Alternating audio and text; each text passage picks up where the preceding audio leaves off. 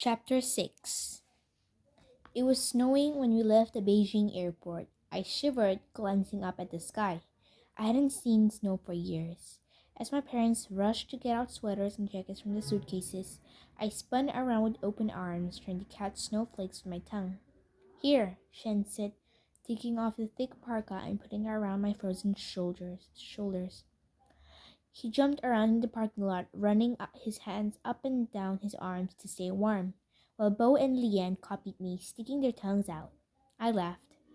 The air smelled kind of funny, like the leftover hickory smoke after a long barbecue at the pool. Hank drew a sharp breath and coughed. Pointing to the chunky blanket of gray hanging over us in the air, he asked, "What is that?" "Oh, that's just fog," my Uncle Joe replied. As we waited for them to pull the cars around, Hank leaned over and whispered to me, "That is just not fog." Mom gasped when a brand new Pontiac and a Jeep pulled up. "You guys are driving American cars?" "A lot has changed in the city, you'll see," Aunt Julie grinned. Mom climbed into the Pontiac, nervously clutching her tote bag. It was clawed and covered with ink splotches from her leaky pens, unlike my aunt's leather one. Mom reached into her tote and started to give some wriggly bubble gum to Leanne and Bo. But my cousins opened their mouth and revealed that they were already chewing some.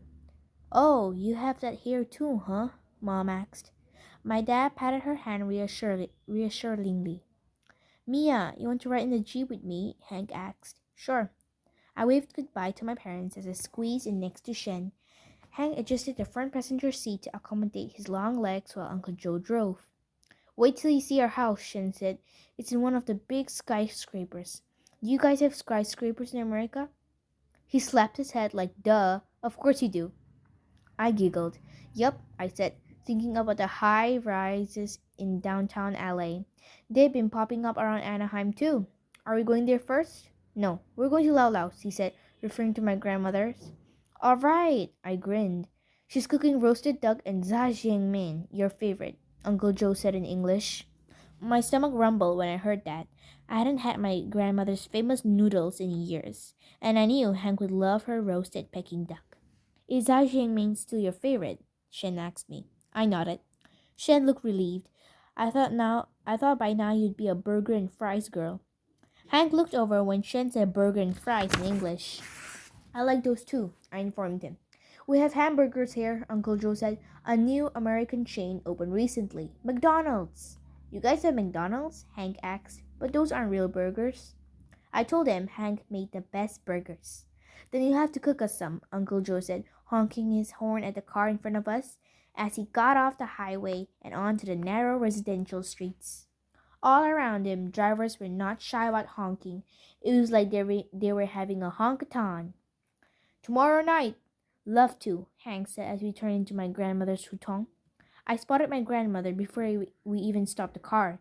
She came running out of her seiyuan, a traditional Beijing courtyard home, in her apron and slippers to greet us, not even bothering to wear a coat. Uncle Joe stopped the car and I jumped out. "Lao Lao!" I yelled, running into her arms. Her face was whiter than I remembered and she had more lines on her face, but she smelled the same, of sweet pear and spices. I closed my eyes and breathed in deep. How I'd miss that smell. "Oh, Mia, let me take a good look at you," she said. I spun around so she could see the full me. Lalo laughed as she reached up and felt my bow-cut bangs. My grandfather walked out from behind her with his cane. "Welcome home, Mia," Lauye said in English. My grandfather used to be an English teacher at the local high school, so he always tried to use it whenever he could. He shook hands with Hank. "Welcome, I'm Mia's grandfather." "Hank Caleb, a pleasure to meet you," Hank said with a big smile. The Pontiac honked behind us. Mom and Dad were here. "Ying!" Lau cried. She raced over to the Pontiac, nearly slipping on the icy snow. "Mama!" my mom yelled, leaping out of the car. "Oh my heavens, Ying, you're back!" Lau held her shaking hands up to her mouth as my mother ran up and hugged her after 5 long years. As they embraced each other in the snow, I wrapped my arms around them both. My mother helped my grandmother back into her siyuan. Uh, My Aunt May, who was pregnant and hadn't come to the airport, carried out a succession of delicious dishes from the kitchen. Roast duck, pancakes to wrap the roast duck in, zhajiangming, dumplings, sweet and sour pork, honey walnut shrimp.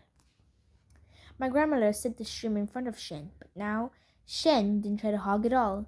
He moved the plate over to me. I smiled. The sauteed shrimp looked almost too delicious to eat. Uh, Anyway, I'm so glad we're all here, Lao Lao said, as one family, as it always should be. She added a few more pieces of shrimp to Hank's bowl. There were so many, they were on the verge of toppling over. Thank you, Hank said, motioning with his hands. Please, that's enough. He reached for the chopsticks. Hank was not an expert at using chopsticks, but he'd come prepared. With two small rubber bands, he wound one of them around the middle of his chopsticks, which made them a lot easier to use. My relatives laughed and complimented him on his idea. Very smart, Aunt Kin said, giving him a thumbs up. Grinning, he tossed me the other rubber band. That's when all my relatives stopped laughing.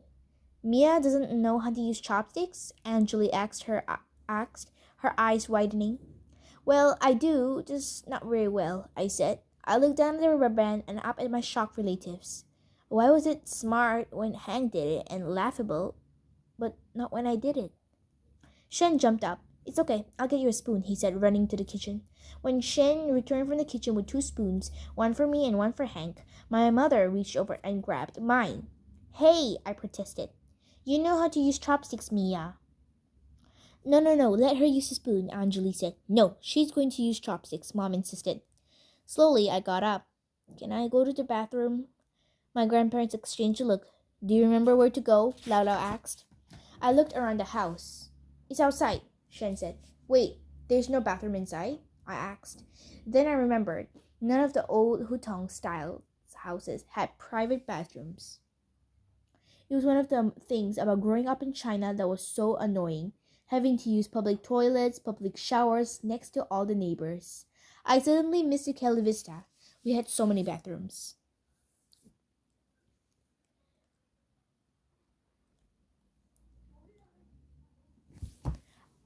I screamed, looking down at my soiled feet. Shen came running in when he saw me standing in the squatlet. He grabbed my hands to pull me out. Are you okay? He cried. I looked down and shook my head. I was covered in poop all the way up to my knees. A wave of nausea reached for my throat. Don't worry, we'll clean you off, he said. Come on.